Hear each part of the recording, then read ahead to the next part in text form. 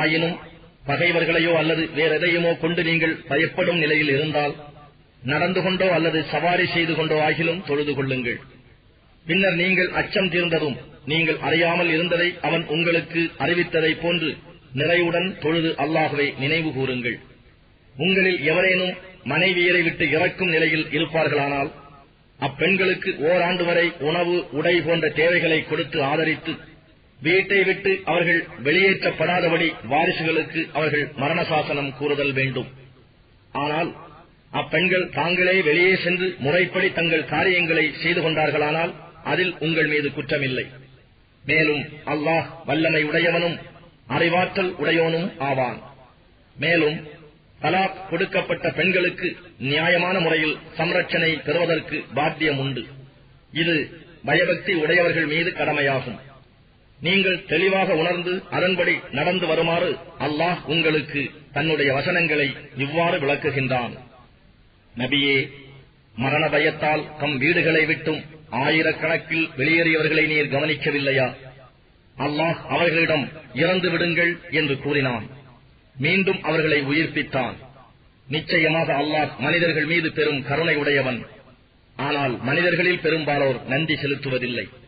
மோமீன்களே, நீங்கள் அல்லாஹ்வின் பாதையில் போரிடுங்கள். நிச்சயமாக அல்லாஹ் யாவற்றையும் செவி மடுப்பவனாகவும் நன்கு அறிபவனாகவும் இருக்கின்றான் என்பதையும் அறிந்து கொள்ளுங்கள். கஷ்டத்தில் இருப்போருக்காக அல்லாஹுவுக்கு அழகிய கடன் எவர் கொடுக்கின்றாரோ அதை அவருக்கு அவன் இருமடங்காக்கி பன்மடங்காகச் செய்வான். அல்லாஹ்தான் உங்கள் செல்வத்தை சுருக்குகிறான். அவனே அதை பெருக்கியும் தருகிறான். அன்றியும் நீங்கள் அவனிடமே மீட்டப்படுவீர்கள். நபியே, மூசாவுக்கு பின் இஸ்ரவேல் மக்களின் தலைவர்களை நீர் கவனித்தீரா?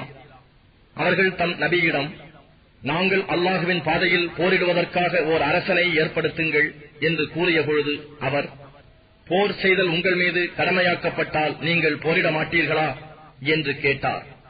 அதற்கு அவர்கள், எங்கள் மக்களையும் எங்கள் வீடுகளையும் விட்டு நாங்கள் வெளியேற்றப்பட்ட பின் அல்லாஹுவின் வழியில் போரிடாமல் நாங்கள் எவ்வாறு இருக்க முடியும் என்று கூறினார்கள். எனினும் போரிடுமாறு அவர்களுக்கு கட்டளையிடப்பட்ட பொழுதோ அவர்களில் ஒரு சிலரை தவிர மற்றெல்லோரும் புறமுதுகு காட்டி திரும்பிவிட்டனர்.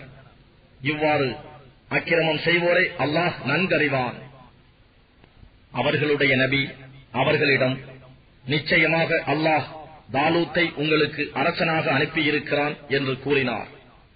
அதற்கு அவர்கள், எங்கள் மீது அவர் எப்படி அதிகாரம் செலுத்த முடியும்? அதிகாரம் செலுத்த அவரை விட நாங்கள்தான் தகுதியுடையவர்கள். மேலும் அவருக்கு திரண்ட செல்வமும் கொடுக்கப்படவில்லையே என்று கூறினார்கள். அதற்கு அவர், நிச்சயமாக அல்லாஹ் உங்களை விட மேலாக அவரையே தேர்ந்தெடுத்திருக்கின்றான். இன்னும் அறிவாற்றலிலும் உடல் வலிமையிலும் அவருக்கு அதிகமாக வழங்கியுள்ளான். அல்லாஹ் தான் நாடியோருக்கு தன் அரசு அதிகாரத்தை வழங்குகிறான். இன்னும் அல்லாஹ் விசாலமான கொடையுடையவன், யாவற்றையும் நன்கறிபவன் என்று கூறினார்.